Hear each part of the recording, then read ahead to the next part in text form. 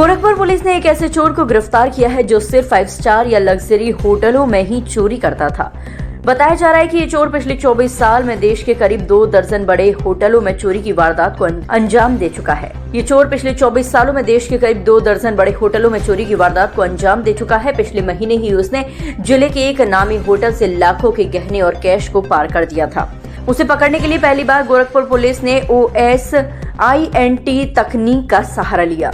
बीते दिनों गोरखपुर में स्थित होटल कोर्टयार्ड बाय मैरियोट से लाखों रुपए के गहने और नकदी चोरी होने की सूचना पुलिस को मिली तो पुलिस के कान खड़े हो गए। इतने बड़े होटल में चोरी की घटना होने से कई तरह के सवाल खड़े होने लगे।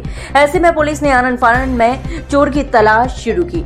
सीसीटीवी खंगाले, हर आने जाने वाले पर नजर गड़ाई, मुखबिर को एक्टिव किया, हाईटेक तकनीक अपनाई, तब जाकर शातिर चोर गिरफ्त में आया। वो दोबारा गोरखपुर चोरी करने आया था। उसका नाम जयेश रावजी सेजपाल है। वो पहले भी देश के अलग अलग हिस्सों में ऐसे ही चोरी की वारदातों को अंजाम दे चुका है। गोरखपुर पुलिस को 16 नवंबर को एक तहरीर मिलती है जिसके मुताबिक होटल कोर्टयार्ड बाय मैरियोट में तिलक कार्यक्रम के दौरान एक बड़ी चोरी हो जाती है। चोरी हुए सामान की कीमत 10 लाख रुपए के करीब बताई जाती है, जिसमें हीरे, सोने के आभूषण और कुछ नगद होता है। तहरीर के मुताबिक आलोक रुंगटा ने बताया कि उसके भतीजे का तिलक कार्यक्रम 16 नवंबर को था। इसके लिए उन्होंने गोरखपुर के सबसे बड़े 5 सितारा होटल को बुक किया था।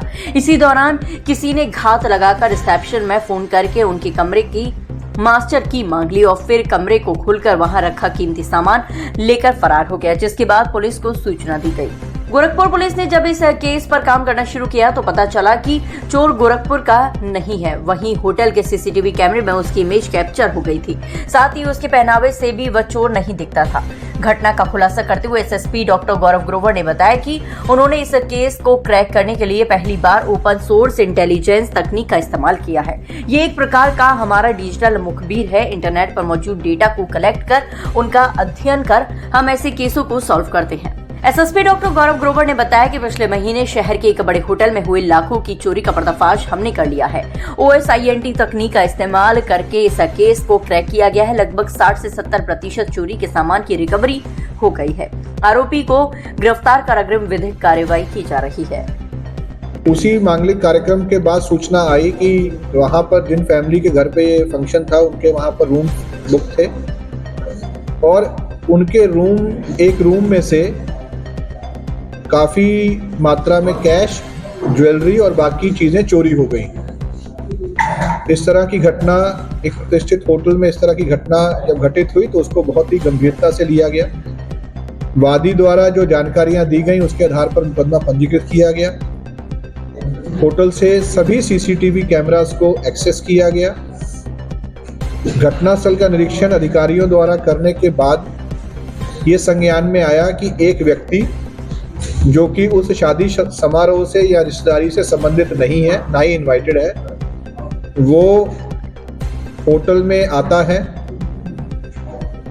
वो जो वादी हैं उनको कॉल भी करता है अपना होटल स्टाफ बनके और होटल स्टाफ को कॉल करता है जो बुकिंग जिन्होंने किया है वो बनके और होटल से उस कमरे का एक्सेस ले लेता है, की ले लेता है, चाबी ले लेता है अपने आप को गेस्ट दिखाते हुए और फिर एंट्री करके उसमें जो भी वैल्यूएबल्स है उसकी चोरी करके वहां से चला जाता है।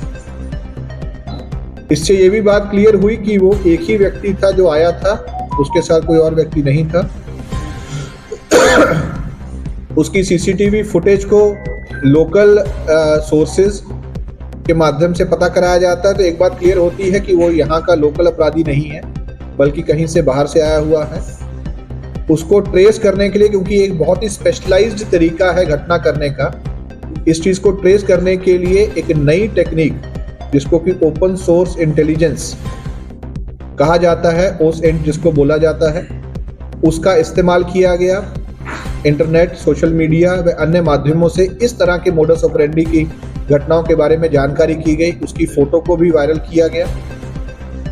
तो इन सभी चीजों से एक बात संज्ञान में आई कि इसी तरह की घटना हरियाणा राज्य के करनाल डिस्ट्रिक्ट में भी गत वर्ष हुई थी और उसमें एक व्यक्ति जो उसी घटना में ट्रेस होकर के जेल गया था, जिस जेल में गया था वहां से जब इन्फॉर्मेशन ली गई तो उसकी फोटो और बाकी जानकारियां प्राप्त हुई। वो फोटो हमारे सीसीटीवी कैमरा से मैच हुई, जिससे ये क्लियर हो गया कि इसी व्यक्ति द्वारा इस तरह की घटना की गई है और पूर्व में भी इस तरह की घटना वो कर चुका है।